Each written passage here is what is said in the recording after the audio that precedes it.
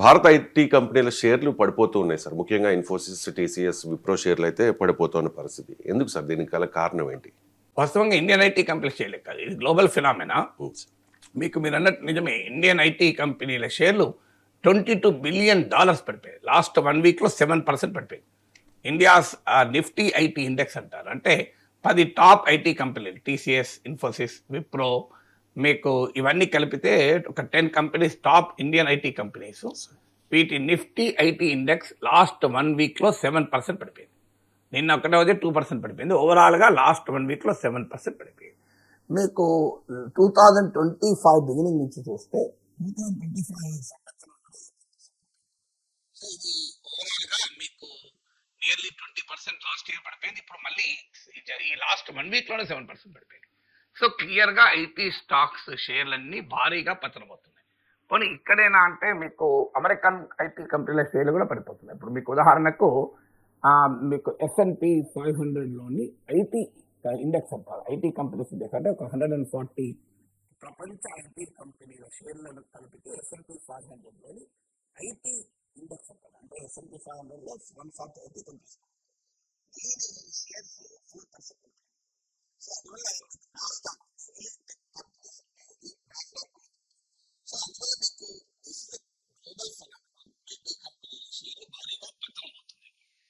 Indian IT కంపెనీల షేర్లు భారీగా పతనం.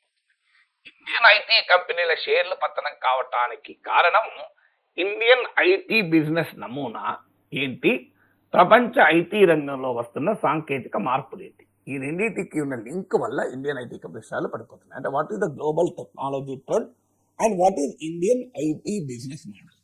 So in the global technology change ఏంటి, ఆర్టిఫిషియల్ ఇంటెలిజెన్స్ లో పెద్ద ఎత్తున ఇన్వెస్ట్ చేస్తున్నారు. ఇప్పుడు ఒక లెక్క ప్రకారం అయితే టాప్ బిగ్ ఐటీ కంపెనీస్ మీకు open AI, Microsoft, Google, meta, ఇప్పుడు లేటెస్ట్గా అమెజాన్ $200 బిలియన్ ఏఐలో ఇన్వెస్ట్ చేస్తామని ప్రకటించింది. సో ఓవరాల్గా big IT global big tech companies $660 billion మీకు ఇన్వెస్ట్ చేద్దామని నిర్ణయించుకున్నారు ఏఐలో. మీకు ఇంకొక కంపారిజన్ చెప్తాను. Global big tech companies AI పైన, ఆర్టిఫిషియల్ ఇంటెలిజెన్స్ పైన ఇన్వెస్ట్ చేసేది ఇజ్రాయెల్ జీడిపి కన్నా ఎక్కువ. ఇజ్రాయెలే technologically superior country. Entire Israel country GDP కన్నా ఎక్కువ ఏఐలో ఇన్వెస్ట్ చేస్తున్నారు. ఇది ఈ ఇన్వెస్ట్మెంట్ రిటర్న్ ఆన్ ఇన్వెస్ట్మెంట్ అంటారు. ROI వస్తుందా, లాభాలు వస్తాయా, ఇది ఇన్వెస్ట్మెంట్ బబుల్గా బ్రేక్ అవుతుందా, ఏఐ బబుల్ వస్తుందా, ఈ చర్చ జరుగుతోంది. ఈ చర్చ ఎలా జరిగినా టెక్నాలజీ బబుల్ అయితే గ్యారంటీగా ఉండదు, ఉంటే ఇన్వెస్ట్మెంట్ బబుల్ ఉంటుంది అని నిపుణులు చెప్తున్నారు. ఇన్వెస్ట్మెంట్ బబుల్కు టెక్నాలజీ బబుల్కు తేడా ఏంటంటే, ఇన్వెస్ట్మెంట్ బబుల్ ఏమో మీకు కేవలం డబ్బులు రావు, అంటే టెక్నాలజీ డెవలప్ అవుతుంది కానీ అందులో ఇన్కమ్ రాదు, అది ఇన్వెస్ట్మెంట్ బబుల్. టెక్నాలజీ బబుల్ అయితే ఉండదు, టెక్నాలజీ ఖచ్చితంగా డెవలప్ అవుతూనే ఉంటుంది. పెట్టిన పెట్టుబడికి తగినట్టుగా లాభాలు రాకపోవచ్చు, కానీ పెద్ద ఎత్తున ఏఐ కంపెనీలు ఇన్వెస్ట్ చేస్తున్నాయి. మన ఇండియన్ ఐటీ కంపెనీలైనా టీసీఎస్, ఇన్ఫోసిస్, విప్రో కూడా ఏఐలో ఇన్వెస్ట్ చేయడం మొదలు పెట్టారు, కానీ టూ లేట్. మన వాళ్ళు too late and two little. కానీ గ్లోబల్ టెక్ కంపెనీస్ ఈ ఏఐలో ఇన్వెస్ట్ చేస్తున్నాయి. ఏఐ ఏం చేస్తున్నది, మీకు ఆర్టిఫిషియల్ ఇంటెలిజెన్స్ నుంచి జనరేటివ్ ఏఐ వచ్చాం. ఇప్పుడు తాజాగా మీకు ఇంకో ప్రోగ్రాంలో ఇంకోసారి వీడియోలో నేను చెప్పాను చూడండి ఒకరోజు, ఆంథ్రోపిక్ కోవర్క్ అని, క్లాడ్ అంటే ఆంథ్రోపిక్ వాళ్ళ ఏఐ మోడల్. ఇప్పుడు మీకు ఎలాగైతే గూగుల్లో జెమినాయ్, ఓపెన్ ఏఐ, ఇది మీకు చాట్ జీపీటీ, అలాగే మీకు క్లౌడ్ అనేది ఇది ఏఐ ఏజెంట్ ఆఫ్ ఆంథ్రోపిక్ అనే ఐటీ కంపెనీ. సో ఈ ఆంథ్రోపిక్ వాళ్ళు కోవర్క్ అని ఒక మోడల్ను రిలీజ్ చేశారు. అఫ్ కోర్స్ ఇది కొత్త ఏమి కాదు. ఇప్పుడు మీకు గూగుల్ వాళ్ళు యాంటీ గ్రావిటీ అని, మైక్రోసాఫ్ట్ వాళ్ళు కోడెక్స్ అని, ఇలాంటి అనేక మోడల్స్ రోజు వస్తున్నాయి. తాజాగా ఈ కోవర్క్ అనే మోడల్ ఏం చేసిందంటే, మనిషి చేసే పనులన్నీ, ఒక ఉద్యోగి చేసే పనులన్నీ చేస్తుందని. This the latest development. అంటే నేను వివరంగా చెప్పాను ఆంథ్రోపిక్ ఇష్యూ వచ్చినప్పుడు. సో అది చూడొచ్చు ఎవరైనా. ఏంటి బ్రీఫ్గా చెప్పాలంటే, మీకు ఒక లీగల్ ప్లగిన్ ఉంటుంది, అంటే అది లీగల్, ఒక లాయర్ చేసే పనులన్నీ చేసి పెడుతుంది. ఒక డేటా సైన్స్ ప్లగిన్ ఉంటుంది, అది డేటా సైంటిస్ట్ చేసే పనులన్నీ చేసి పెడుతుంది. ఒక రీసెర్చర్ ప్లగిన్ ఉంటుంది, అది రీసెర్చర్తో చేసే పనులన్నీ చేసి పెడుతుంది. కస్టమర్ రిలేషన్స్ చేసే పనులన్నీ చేసి పెడుతుంది. సో ఒక రకంగా మనం ఒక ఐటీ ఉద్యోగిని పెట్టుకుంటే, ఒక ఐటీ కంపెనీలో ఆ ఉద్యోగి ఏమి చేస్తాడో ఆ పనులన్నీ వేగంగా చేస్తారు, చౌకగా చేస్తుంది. సో దీంతో ఏం జరుగుతుంది, ఆటోమేటిక్గా ఆ ఉద్యోగుల ఇరలవెంట్ అవుతారు. ఇక this is what is happening in the global tech industry. ఇది ఈ రోజు రోజుకు ఇంకా ఉధృత రూపం దాలుస్తుంది, అనుమానం లేదు. సో ఎందుకంటే ఏఐ టెక్నాలజీ ప్రోగ్రెస్ ఆ దిశగా వెళ్తుంది. మరి ఇండియన్ ఐటీ బిజినెస్ మోడల్ ఏమో అందుకు అనుగుణంగా మారడం లేదు. ఇప్పటికి 1 year నుంచి ఎందుకు పడిపోతున్నాయంటే, ఇండియన్ ఐటీ బిజినెస్ మోడల్ ఏంటి, వేర్ గ్లోబల్ బ్యాక్ ఆఫీస్. ఇప్పుడు చైనాను గ్లోబల్ ఫ్యాక్టరీ అంటారు, మన దేశాన్ని గ్లోబల్ బ్యాక్ ఆఫీస్ అంటారు. సో గ్లోబల్ బ్యాక్ ఆఫీస్ అంటే ఏంటంటే, మన అమెరికన్ కంపెనీలకు మనకు అవుట్ సోర్స్ చేస్తుంది, కస్టమర్ రిలేషన్స్ అవుట్ చేస్తుంది, కోడింగ్ అవుట్ సోర్స్ చేస్తుంది, back end operations out source చేస్తుంది. సో ఇదంతా మనము చేసి ఇస్తాం. సరిగ్గా ఇప్పుడు ఆంథ్రోపిక్ లాంటి ఐటీ కంపెనీలు రూపొందించినటువంటి కోవర్క్ లాంటి ఏఐ మోడల్ చేసే పని మన ఐటీ కంపెనీలు మనుషులను పెట్టి చేయించుకుంటుంది. మనుషులను పెట్టి చేయించుకొని బిల్లబుల్ అవర్స్ అనే కాన్సెప్ట్ లో, అంటే ఎంత మ్యాన్ పవర్ ను ఎన్ని గంటలు వాడాము అనే దానిపైన క్లయింట్ బిల్ చేస్తాడు. సో ఐటీ కంపెనీల బిల్లింగ్ అట్లుంటుంది. మీకు ఒక ప్రొడక్ట్ ఇస్తే ఆ ప్రొడక్ట్ కింద డబ్బులు ఉండదు. సో ఆ ప్రొడక్ట్ డెవలప్మెంట్ అనేది nobody knows how long it will take. కనుక దాని మోడల్ ఇప్పుడు మీకు మ్యానుఫ్యాక్చరింగ్ ఇట్లాంటి 1,00,000 బాటిల్స్ కావాలి, ఒక బాటిల్ ఎంత ఛార్జ్ చేస్తారంటే ముందే raw material cost, labour cost, అన్ని కాస్ట్లు వేసుకొని ఇంకో బాటిల్కు ₹2 చెప్పడం, మీకు 1,00,000 బాటిల్స్ 2 లక్షలు పే చేయండి, 1,00,000 బాటిల్స్ సప్లై చేస్తా అంటాడు. ఐటీ బిజినెస్ మోడల్ అలా ఉండదు. ఐటీ బిజినెస్ మోడల్ ఏంటంటే, మీకు అందులో రా మెటీరియల్ కాస్ట్ ఇట్లాంటిది ఉండదు కనుక బిల్లబుల్ అవర్స్ ఆధారంగా ఐటీ కంపెనీ మోడల్. అంటే నేను ఎంతమంది ఎంప్లాయీస్ నీ కొరకు పెట్టాను, వాళ్ళు ఎన్ని గంటలు పని చేశారు, దీన్ని బట్టి బిల్లబుల్ అవర్స్. అంటే ఒక ఎంప్లాయీ 1 గంట పని చేస్తే $10 కంపెనీ క్లయింట్ ఇస్తే, వీళ్ళల్లో $2, $3, $4 ఖర్చు పెట్టి మిగతా $6 తీసుకుంటారు. ఇది ఇండియన్ ఐటీ కంపెనీల బిజినెస్ మోడల్. ఈవెన్ అమెరికాలో ఉన్న ఈ కన్సల్టెన్సీ కంపెనీల బిజినెస్ మోడల్ కూడా ఇదే.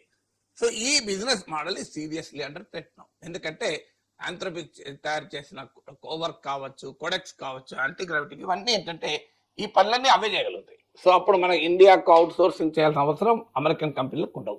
Indian software and services exports లో 54% అమెరికాకే. మనం ఆల్రెడీ ట్రంప్ అక్కడ బెదిరిస్తున్నాడు వాళ్ళు, మీరు ఇండియాకు అవుట్ సోర్స్ చేయకూడదు, అమెరికాలోనే తయారు చేయాలి, అమెరికాలోనే ఉపయోగించుకోవాలని. సో ఇప్పుడు 2 రకాల లాభాలు. ఒకటి, మీరు ఏ ఏజెంట్లతో పని చేయించుకుంటే వర్క్ ఫాస్టర్ అవుతుంది, చీపర్ అవుతుంది, అది ట్రంప్ తో పంచాయతీ కూడా పోతుంది. సో ఏ రకంగా చూసినా గ్లోబల్ ఐటీ కంపెనీలకి ఒక అడ్వాంటేజ్. దీనివల్ల ఏమవుతుంది అంటే, ఇప్పుడు మీకు కోడ్ రాసేది అవసరమే ఉండదు. ఎందుకంటే కోడ్ 10 మంది రాసే కోడ్ను ఐటీ ఒక ఏ మోడల్ రాస్తుంది, ఇక్కడ చూస్తే సరిపోతుంది అది. So faster and more efficient గా రాసి పెడుతుంది. అఫ్ కోర్స్ 1% చెక్ చేసి ఓకే అంటే అయిపోతుంది. ఇప్పుడు అందుకే శ్రీధర్ వెంబో అని మీకు గుర్తునే ఉంటుంది, జోహో కంపెనీ ఫౌండర్, అరట్టాయ్ అని వాట్సాప్ కు పోటీగా తీసుకొచ్చారు చూడండి. అమిత్ షా కూడా మేము జోహో మెయిల్ కు మారిపోతున్నా, గూగుల్ మెయిల్ నుంచి ఎంటైర్ బీజేపీ ఎకో సిస్టమ్ మొత్తం శ్రీధర్ వెంబో కనుక మద్దతుగా నిలబడ్డది. అరట్టాయ్ పాపులర్ చేస్తాం, జోహో మెయిల్ పాపులర్ చేస్తాం, దేశీ ఈమెయిల్, దేశీ వాట్సాప్ అన్నారే. కోర్స్ అది పెద్దగా క్లిక్ కాలేదు, వేరే విషయం. కానీ ఆ శ్రీధర్ వెంబో ఇది known IT entrepreneur and is known specialist in coding. ఆయన కంపెనీ ఇప్పుడు వాట్సాప్ లాగా అరట్టాయ్ తయారు చేయాలన్నా, జోహో మెయిల్ తయారు చేయాలన్న బిజినెస్ అది. ఆయన ఏమన్నాడు, కోడింగ్ రాసే వాళ్ళు ఎవరైనా నాతో సహా అన్నాడు, నాతో సహా మేము ఆల్టర్నేటివ్ లైవ్లీహుడ్స్, ప్రత్యామ్నాయ జీవనోపాధి వెతుక్కోవాలి, మా కోడింగ్ రాసే వాళ్ళ అవసరాలు రోజు రోజుకు ఉండవు. ఇది ఆయన చేసిన హెచ్చరిక. అది నిజమా కాదా నాకు తెలియదు. I'm not such a big expert on IT, so I can't really tell well coders అవసరం ఉంటారా లేరా అని. మన దగ్గర కోడర్స్ పిచ్చి ఏడాకి వచ్చిందంటే 5వ తరగతిలో 6వ తరగతిలో కూడా కోడింగ్ నేర్పుతాం, 3వ తరగతిలో కోడింగ్ నేర్పుతాం అని మన స్కూల్, ప్రైవేట్ స్కూల్ ఉంటాయి కదా వెంటనే. So IIT foundation, medicine, neat foundation, IAS foundation, coding foundation అని మొదలు పెట్టాలి. ఆ కోడింగ్ అనేది క్వశ్చనబుల్ జాబ్.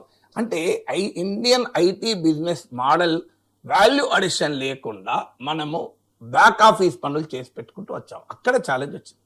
సో ఇప్పుడు ఎవరు మారాలి? ప్రపంచ ఐటీ కంపెనీలు మీరు ఐటీలో ఇన్వెస్ట్ చేయకుండా ఆపుతారా? అమెజాన్ $200 బిలియన్ ఇన్వెస్ట్ చేస్తున్నట్టు ప్రకటించింది. ఆల్రెడీ కొన్ని 14,000 మంది మళ్ళీ ఇప్పుడు ఈ ఇయర్లో తీసేస్తామన్నారు. అంతకుముందు 27,000 తీసేశారు. So this is how the technology companies are moving ahead. దీనికి సొల్యూషన్ ఏంటి? మరి ఇండియా ఏం చేయొచ్చు? ఇలా మనం మన కంపెనీలు దివాలా తీయడమా? కాదు. You have to rise up to the occasion. ఏంటి? ఎప్పుడు కూడా సక్సెస్ ఎవరైతారో, what is Darwin's theory of evolution, survival of the fittest. నువ్వు సర్వైవ్ కావాలి అంటే యు బీ ఫిట్టెస్ట్, ఇంకో మార్గం లేదు.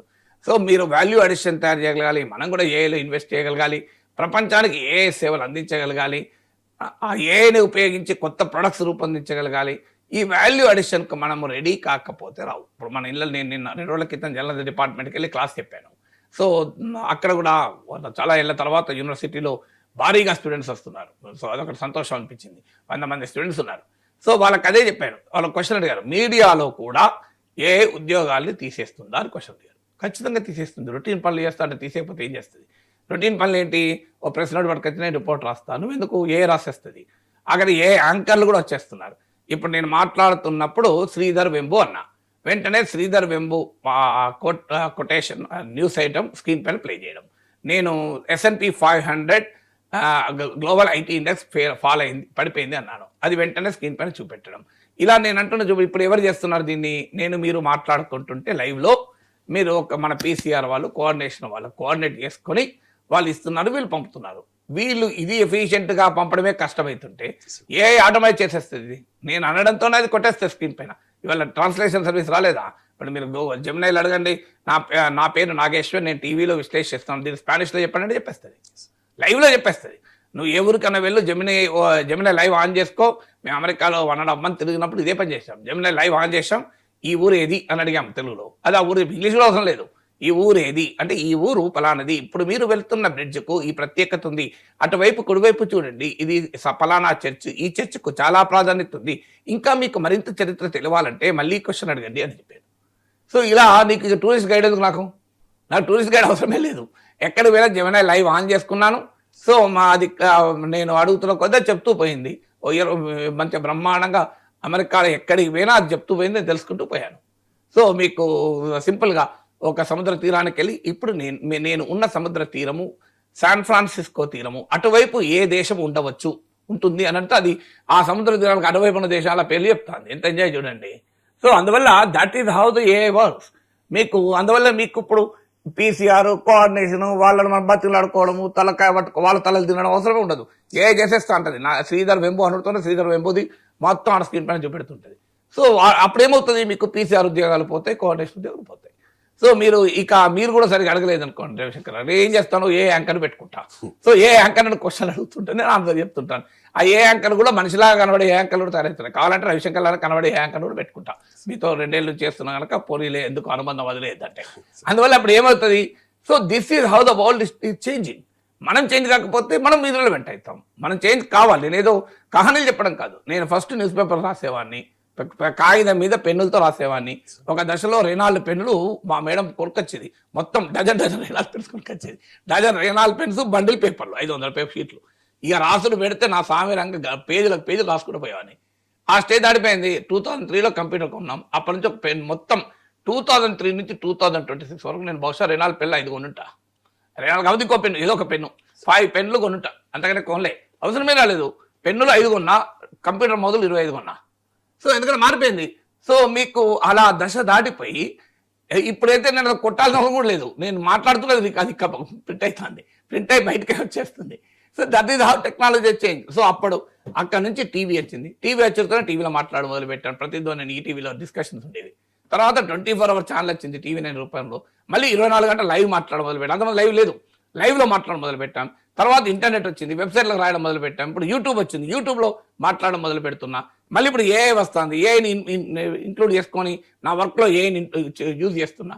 So that is how I'm changing. మీరు కూడా అలా చేంజ్ కావాల్సిందే టెక్నాలజీ రంగంలో. సో అందువల్ల if you don't change you will become extinct. Dinosaur experience అంటే ఇది రైటా అంటే యూ కాన్ చేంజ్, నీ చేతులు లేవు కదా. ఒక అండర్స్టాండింగ్ ఇన్ఎవిటబుల్ ది జీనియస్ అంటారు. ఏది అనివార్యమని తెలుసుకోవడమే తెలివైన వాడి పని. అందువల్ల ఇండియన్ IT కంపెనీస్ కూడా they have to rediscover themselves, they have to reinvent their business model. ఇంకా నేను గ్లోబల్ బ్యాక్ ఆఫీస్గా పనిచేస్తా అంటే నడవదు. You have to be the leaders in this field. మీరు ప్రపంచ IT కంపెనీలు చేయలేని పనులు చేయగలిగేటువంటి స్థితికి వస్తే అప్పుడు ఇండియన్ IT బిజినెస్ నిలబడుతుంది.